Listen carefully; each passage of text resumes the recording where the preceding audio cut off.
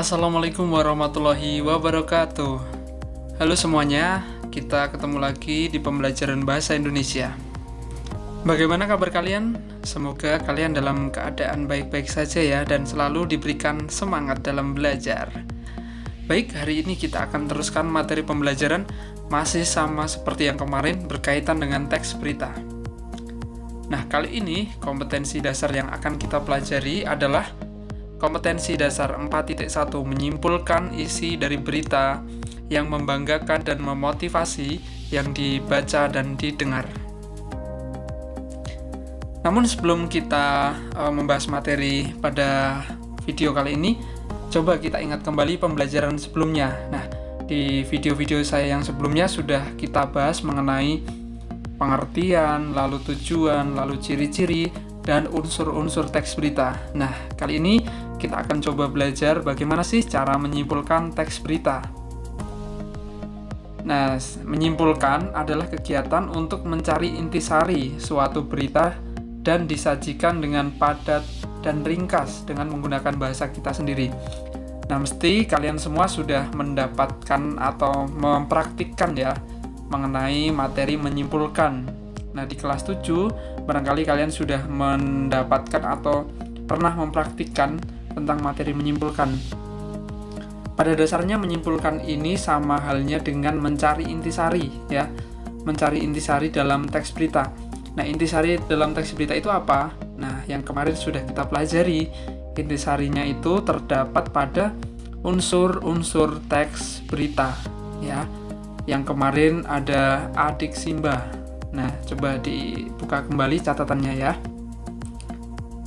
Lalu berikutnya, bagaimana agar kita bisa menyimpulkan isi teks berita? Nah, tentu dalam menyimpulkan teks berita ada beberapa langkah yang harus kita lakukan ya.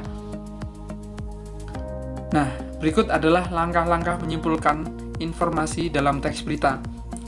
Yang pertama yang harus kita lakukan adalah menentukan pertanyaan penting. Nah, pertanyaannya ini berkaitan dengan apa? Pertanyaan pentingnya ya berkaitan dengan unsur-unsur teks berita ya, karena intisari dari teks berita itu adalah unsur-unsur teks berita itu sendiri. Lalu langkah kedua, membaca secara keseluruhan. Nah, ini langkah yang harus dilalui karena bagaimanapun yang akan kita simpulkan adalah teks berita ya. Kalau kita menyimpulkan dari teks ya kita harus membaca ya. Tapi kalau yang kita simpulkan dari video berita misalnya, ya kita harus memirsa berita itu sampai selesai.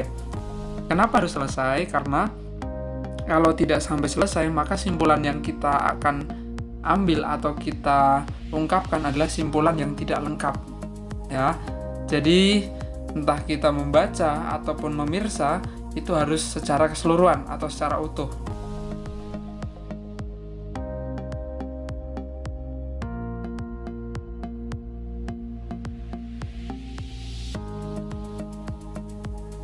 Lalu berikutnya adalah mencatat pokok informasi. Ya, ini berupa adik Simba atau unsur-unsur tadi yang di langkah pertama yang sudah kita tentukan tadi ya, pertanyaannya.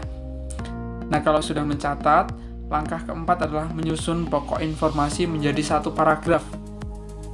Nah, kalau kemarin kalian sudah mempraktikkan atau mencari unsur-unsur teks berita, nah tinggal disusun menjadi satu paragraf dengan menggunakan bahasa kita sendiri gitu ya.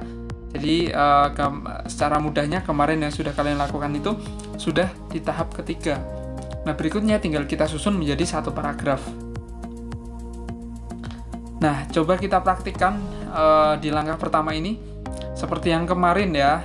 Kita tentukan pertanyaan. Ini pertanyaannya berkaitan dengan unsur teks berita.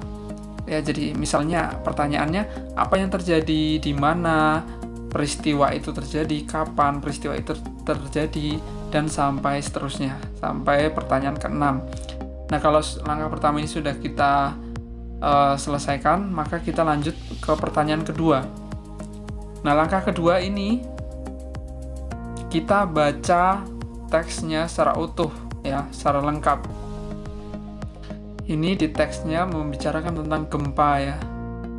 Contoh beritanya tentang gempa bumi. Nah, ini silakan dibaca. Kalau kita sudah membaca secara keseluruhan, maka kita masuk ke langkah ketiga. Langkah ketiga berarti dengan menjawab pertanyaan-pertanyaan yang sudah kita susun. Ini contohnya ya. Misalnya apa yang terjadi? Nah, jawabannya gempa bermagnitudo 5,1. Nah, di mana peristiwa itu terjadi? Di Bayah, Kabupaten Lebak, Banten. Kapan? Selasa, dan seterusnya ya. Ini langkah ketiga. Lalu, kalau sudah ke langkah ketiga, maka langkah terakhir adalah menyusun dengan menggunakan bahasa kita sendiri. Kita satukan jawaban-jawaban tadi menjadi satu paragraf. Contohnya seperti ini. Gempa bermagnitudo 5,1 terjadi di Bayah, Kabupaten Lebak, Banten.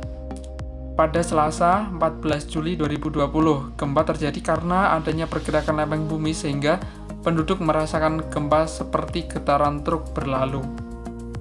Nah, ini contoh simpulan dari berita ya. Jadi ada berita secara utuh, kita cari intisarinya. Ternyata intisarinya seperti ini.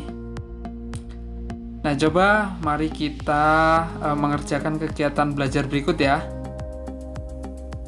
Nah, silahkan lakukan langkah-langkah menyimpulkan informasi teks berita berikut. Nah, silahkan diikuti langkahnya. Nah, ini teks beritanya.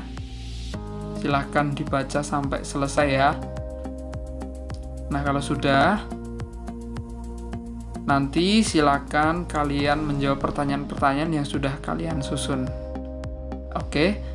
Nah, begitu saja untuk video kita kali ini. Semoga apa yang saya sampaikan ini mudah dipahami ya, dan semoga dapat memberikan manfaat. Baik, begitu saja, kurang lebihnya saya mohon maaf. Terima kasih. Wassalamualaikum warahmatullahi wabarakatuh.